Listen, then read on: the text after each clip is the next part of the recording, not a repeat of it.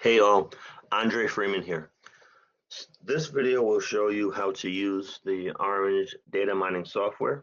This software will be used for the activities in week 13, 14, and 15.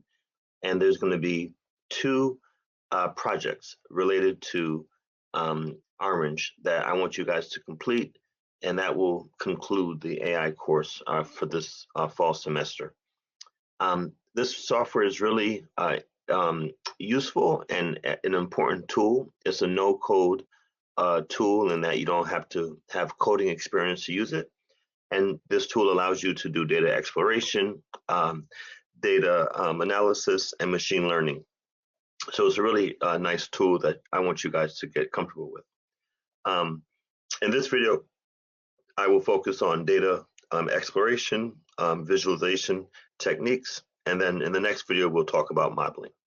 When you open up Orange, it looks like this, and essentially you'll be using the widgets in these left menus to look at different types of exploration and visualization techniques.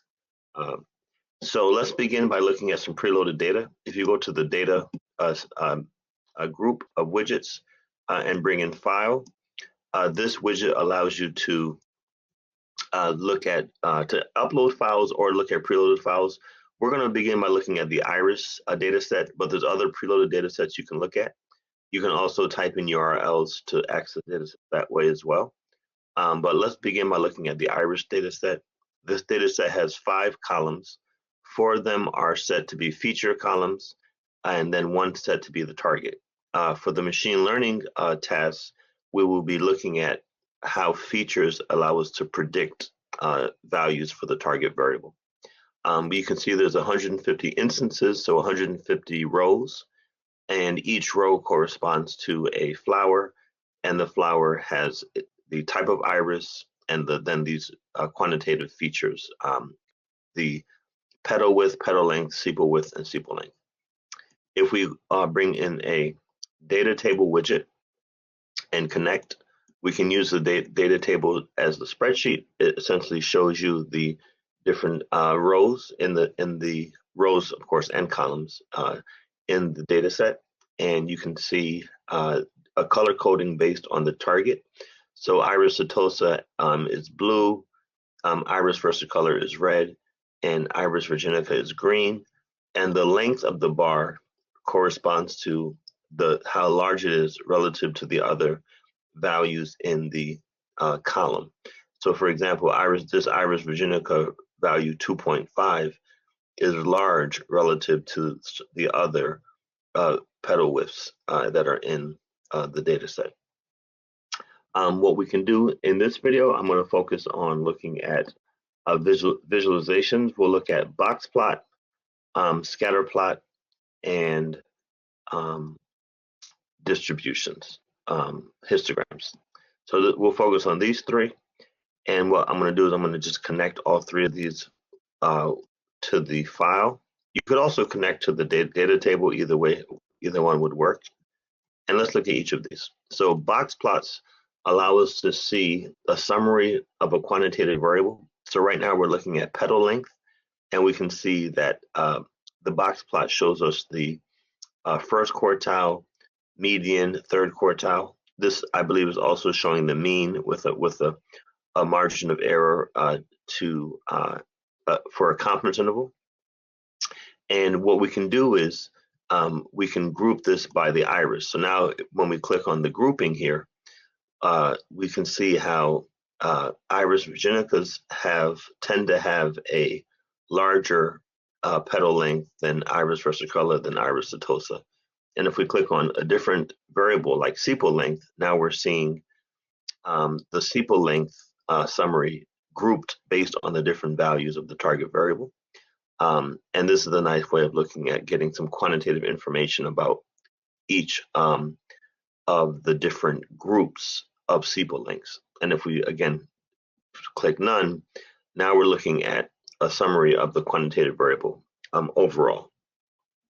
So box plots are very nice for when understanding values of a quantitative variable. The scatter plot allows us to see relationships between 2 variables. So now we're looking at petal width and petal length relationship. we can see there's a positive association as petal width increases, petal length also tends to get higher. The dots are colored based on the type of iris, and we can see how the iris setosa tend to be smaller in terms of petal length and width compared to iris versicolor compared to iris virginica. If you click Find Informative Projections, Orange essentially will score the different pairs of variables based on which has the greatest correlation and also which is most important in terms of the target variable being broken up into groups. So this is the first one.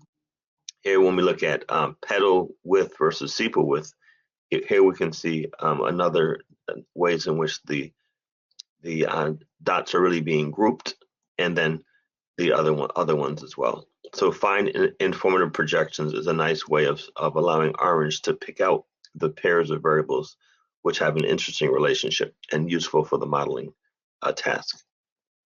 And the last one we'll look at is distributions. Here we're looking at really histograms of the different quantitative variables. We don't have to split. So if we want to just look at a histogram of a quantitative variable, for example, this is a histogram of the sepal lengths, and we can see how they range from 4 to 8. The middle here shows us a kind of the center of the distribution, and you can also, of course, split, and when you split, you see bars that relate to each of the different groups of the target. So this is also a nice way of understanding a quantitative variable by looking at a histogram. So these are some of the features that I want you to play around with. I encourage you to look at other visualization widgets as well and learn about each of them. You can Google the meaning of them. There's also support here in Orange if you wanted to understand what a specific visualization is doing. But this is a nice way of really exploring a data set, and it's a really useful tool in the first step of a data analysis task.